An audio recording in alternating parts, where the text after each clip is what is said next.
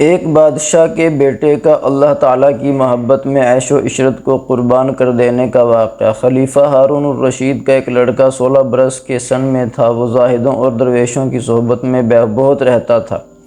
اس کی یہ حالت تھی کہ قبرستان میں نکل جانا اور وہاں جا کر کے مردوں سے خطاب کر کے کہتا، تم ہم سے پہلے دنیا میں موجود تھے اور دنیا کے مالک تھے، اور اب تم قبروں میں ہو۔ اے کاش مجھے خبر مل جائے تم کیا بولتے تھے اور لوگ تم سے کیا کہا کرتے تھے۔ غرض یہ کہ اس قسم کے کلمات حضرت آمیز کہتا اور پھر پھوٹ پھوٹ کر روتا۔ ایک دن قصہ اپنے باپ ہارون رشید کے پاس آیا، اور اس وقت امراء اور وزراء اور کان دولت سب اپنے اپنے قرینے سے بیٹھے ہوئے تھے، اور وہ آیا بھی اس حالت میں کہ تہ بند اوڑھے اور پہنے ہوئے تھا۔ ہیئت کو اعیان سلطنت اور ارکان دولت نے ملاحظہ کیا تو آپس میں بعض آدمی کہنے لگے کہ امیر المومنین اور خلیفۃ المسلمین کو بادشاہوں میں ایسی ہی اولاد نے بدنام کیا ہے۔ اگر امیر المومنین اسے تہدید و تنبیہ کریں تو کچھ بعید نہیں کہ اپنی اس حالت کو چھوڑ دے۔ یہ بات خلیفہ ہارون رشید کے کانوں تک پہنچی۔ اس کو بھی یہ مشورہ پسند آیا اور بیٹے کیا کہا، بیٹا تمہاری اس چال چلن نے مجھے رسوا کر دیا۔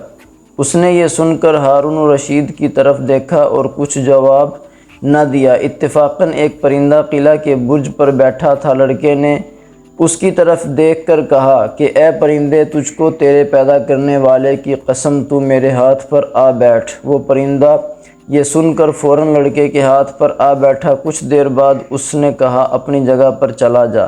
وہ چلا گیا اور کہا تجھے تیرے خالق کی قسم امیر المومنین کے ہاتھ پر نہ آنا، یہ قدرت کی یہ نشانی و کرشمہ و کرامت حاضرین کو دکھلا کر باپ سے کہا ابا جان میں آپ سے علیحدہ رہوں گا، اور یہ کہہ کر بے توشہ و بے صرف ایک قرآن شریف اور ایک انگوٹھی ہمراہ لی جو کہ ماں نے اس کو دی تھی۔ چلتے چلتے بصرہ میں آ کر ٹھہرا اور مزدوروں کے ساتھ مٹی گارے کا کام اختیار کیا، اور ہفتہ میں صرف ایک دن مزدوری کرتا اور 1 درہم اور 1 دانک مزدوری میں لیتا تھا۔ ایک ہفتہ میں 1 دانک روز کے حساب سے استعمال کرتا تھا۔ ابو عامر بصری کہتے ہیں کہ میرے گھر کی ایک دیوار گر گئی تھی، میں اسے بنوانے کے ارادہ سے مزدوروں کی تلاش میں نکلا۔ دیکھا کہ مزدور کی ہیئت میں ایک نہایت خوبصورت لڑکا ہے کہ میں نے ایسا حسین لڑکا پہلے نہیں دیکھا تھا۔ اس کے سامنے ایک زنبیل ہے اور قرآن شریف کی تلاوت کر رہا ہے۔ میں نے اس سے کہا لڑکے کچھ کام کرو گے؟ اس نے کہا کیوں نہیں، کام کے لیے تو پیدا ہی ہوئے ہیں، لیکن یہ بات بتاؤ کہ کس قسم کا کام لوگے؟ میں نے کہا کہ گارے مٹی کا کام کرنا ہوگا۔ کہا بہتر ہے، لیکن 1 درہم اور 1 دانک لوں گا اور نماز کے وقت اپنی نماز پڑھوں گا۔ میں نے کہا منظور ہے، چلو۔ میں لے کر آیا اور کام میں لگا کر چلا گیا۔ جب مغرب کا وقت آیا تو آ کر کیا دیکھتا ہوں کہ اس نے 10 آدمیوں کے برابر کام کیا ہے۔ میں اسے بجائے 1 درہم اور 1 دانک کے 2 درہم پورے دینے لگا۔ کہا ابو عامر میں اسے لے کر کیا کروں گا، اور لینے سے صاف انکار کر دیا۔ پھر میں نے 1 درہم اور 1 دانک دے کر اسے رخصت کر دیا۔ دوسرے دن پھر میں اس کی تلاش میں بازار گیا، ہر طرف تلاش کیا لیکن وہ کہیں نہیں ملا۔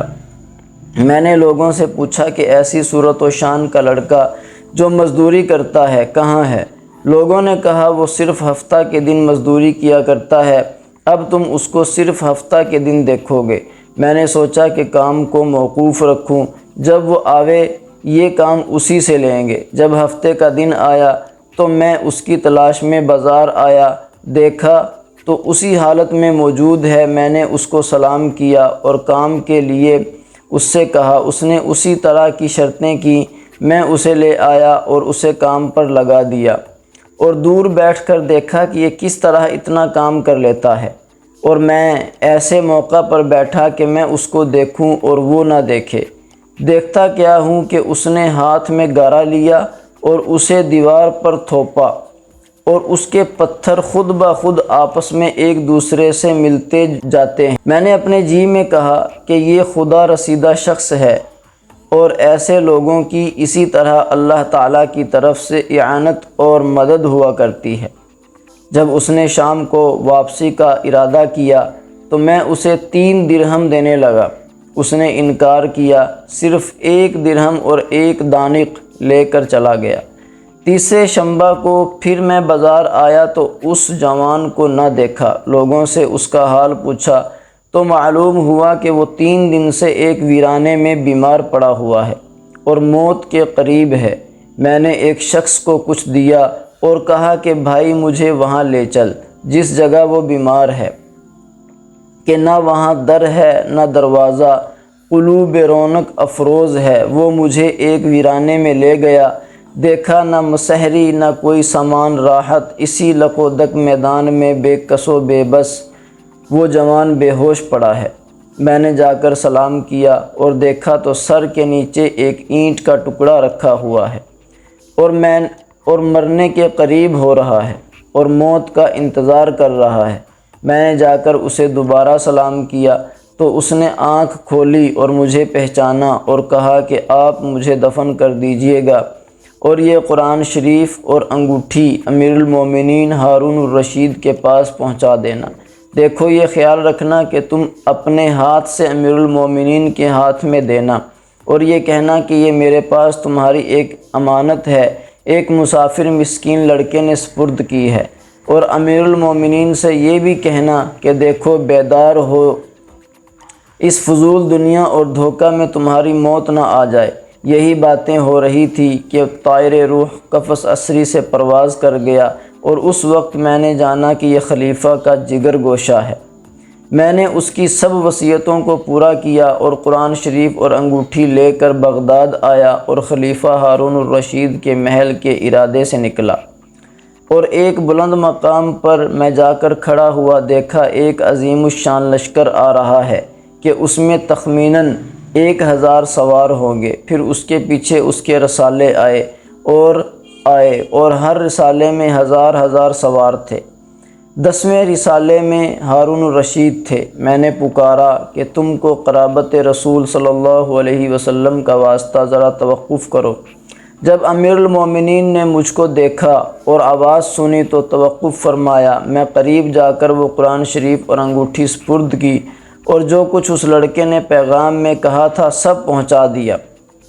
امیر المومنین نے یہ سن کر کچھ دیر سر جھکایا اور آنسو بہائے۔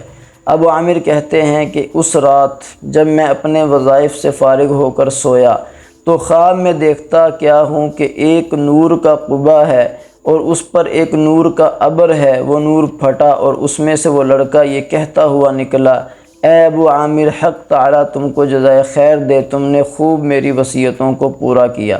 میں نے پوچھا بیٹا تم پر کیا گزری اور تمہارا ٹھکانہ کہاں ہوا؟ کہا اپنے پروردگار رحیم و کریم کے پاس ہوں اور وہ مجھ سے راضی ہے، کچھ ناراض نہیں، اور مجھے اپنی نعمتیں عطا فرمائی ہیں کہ نہ کسی آنکھ نے دیکھیں اور نہ کسی کان نے سنی اور نہ کسی کے دل پر ان کا خیال تک گزرا۔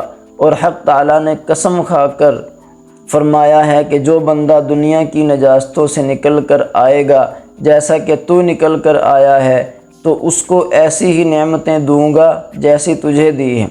اس کے بعد میری آنکھ کھلی تو دل میں اس کی باتوں سے اور بشارت سی ایک خوشی اور سرور پیدا ہوا۔